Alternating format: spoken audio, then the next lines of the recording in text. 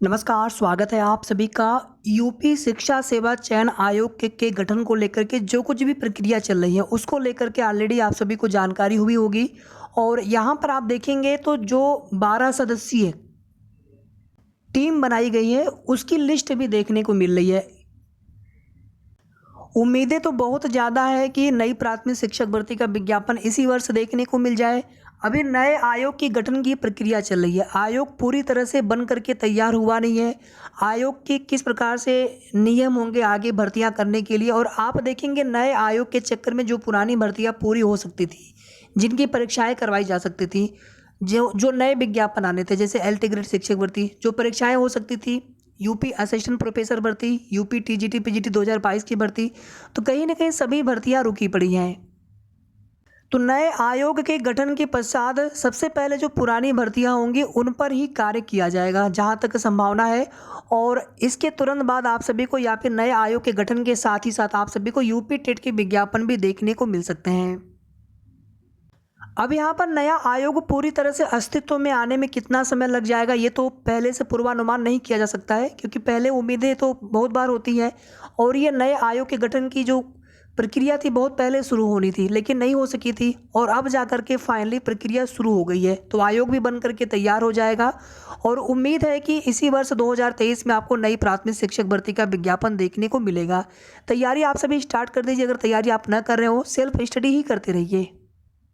चाहे आप TGT PGT की तैयारी कर रहे हो, या फिर आप असिस्टेंट प्रोफेसर भर्ती की तैयारी कर रहे हो, आपने फॉर्म भरा हो, आवेदन किया हो, या फिर आप नई एलटी ग्रेड शिक्षक भर्ती का इंतजार कर रहे हो, या फिर आप सुपर टेट या यूपी टेट की आप तैयारी कर रहे हो, इसकी विज्ञापन का आप वेट कर रहे हो, तो तैयारी आप लोग करते रहिए। तैयारी स्टार्ट कर दीजिए। अगले साल लोकसभा चुनाव भी होना है, तो उम्मीद बहुत ज़्यादा है कि लोकसभा चुनाव से पहले पहले सरकार इन भर्तियों को ज़रूर पूरा करेंगे, जहाँ तक जो भर्तियाँ पूरी हो सकती हैं, और कुछ भर्तियाँ जो शुरू कम से कम हो जाए, उनके विज्ञापन आ जाए, परीक्षाएं अगर आदि हो सकती हैं, जैसे सुपर टेट। बाकी सब कुछ देखिए है सरकार के हाथ में। अगर वो भर्ती पूरी कराना चाहेंगे तो भर्ती के विज्ञापन भी जारी करके और भर्ती पूरी भी करा सकते हैं। और आप देखेंगे इसके पहले जो प्राथमिक शिक्षक भर्ती थी, प्रक्रिया काफ़ी तेज़ी से की गई। भले ही बीच में कुछ समय कोर्ट के मैटर की वजह से भर्ती रुकी पड़ी हो, लेकिन जब भर्ती प्रोसेस शुरू हुई तो भर्ती बहुत जल्दी कंप्लीट भी हुई। यहाँ पर आप देखेंगे जो 12 सदस्यीय समिति का गठन किया गया है, इनमें जो सदस्य हैं आप उनके नाम देख सकते हैं।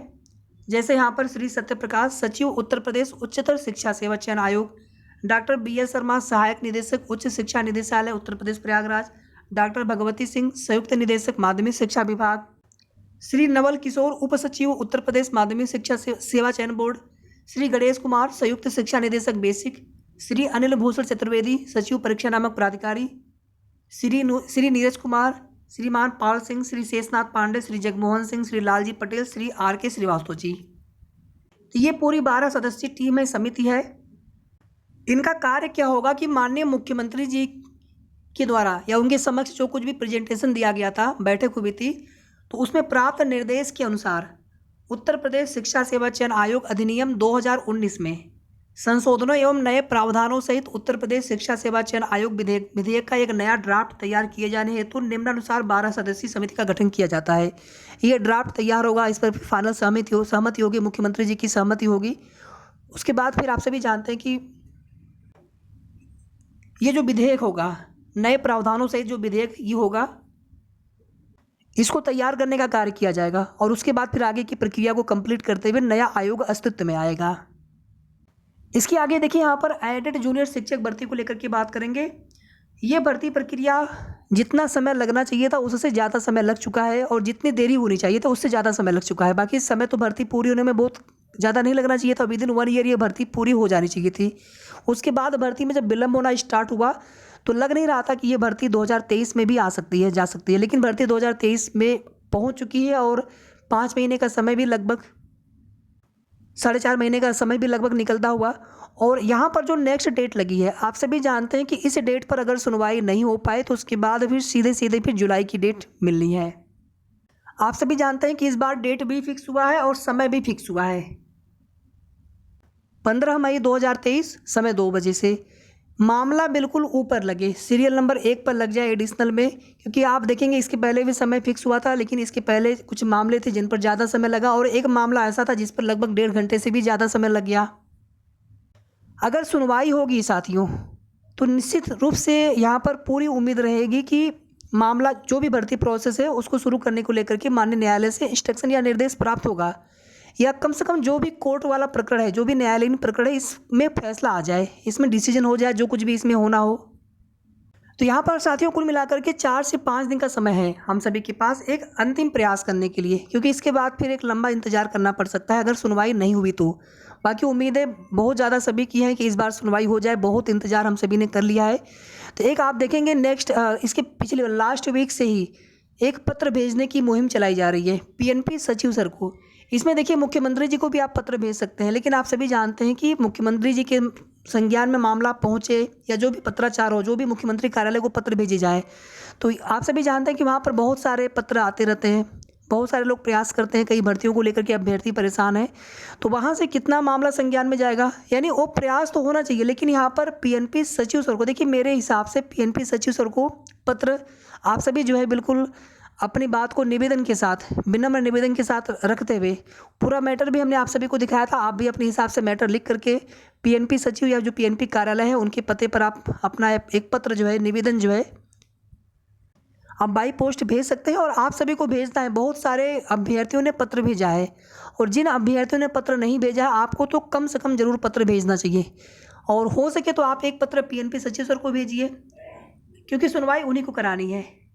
और एक पत्र आप मुख्यमंत्री जी को भी भेज सकते हैं। जिन साथियों ने पहले भेजा आप चाहे तो दोबारा से भी भेज दीजिए, लेकिन बाकी जो साथी हैं, जो लोग प्रयास कर सकते हैं, क्योंकि इसमें सब लोग कर सकते हैं, आप कहीं से भी आप ये पत्र भेज सकते हैं। थोड़ा सा आपको समय निकालना होगा, और आप ये ना सोचिए कि पत्र भेजने से क्या होगा। ये एक लोकतांत्रिक तरीके से, एक ऑफिशियल आप कह सकते हैं कि एक लोकतांत्रिक तरीके से अपनी बात रखने का एक बहुत ही अच्छा माध्यम है, और ये प्रयास जितना हो सके अधिक से अधिक माध्यम में पत्र भेज करके किया जाना चाहिए। और पूरी उम्मीद है कि इस बार पीएनपी सचिव सर सुनवाई करा लेंगे 15 मई को। कम से कम कोर्ट से स्टे हट जाए, उसके बाद आगे भर्ती प्रोसेस शुरू होने में भले ही महीना भर भी समय लग जाए, कोई दिक्कत नहीं है, लेकिन एक बार स्टे हट जाए तो फिर ये रहेगा कि भर्ती प्रोसेस शुरू हो सकती है। फिर ये इंतज़ार नहीं करना होगा कि हाँ जुलाई में फिर डेट लगेगी, फिर जुलाई का इंतज़ार करना हो। एक बार सुनवाई हो जाए, स्टे हट जाए, भले ही भर्ती इस महीने शुरू ना हो पाए, अगले महीने शुरू हो, लेकिन भर्ती शुरू हो जाएगी उसके बाद, ये उम्मीद हो जाएगी सभी को। तो यहाँ पर कुल मिलाकर के कोर्ट से स्टे हटना चाहिए, सुनवाई हो जाए। तो आप में से जो भी साथी पत्र भेजने वाले हैं या फिर पत्र भेज चुके हैं या फिर पत्र आप भेजेंगे आगे, आप कमेंट करके ज़रूर बताइएगा, और पत्र भेजने के बाद भी आप कमेंट करके ज़रूर बताइएगा कि आपने पत्र भेज दिया है। धन्यवाद।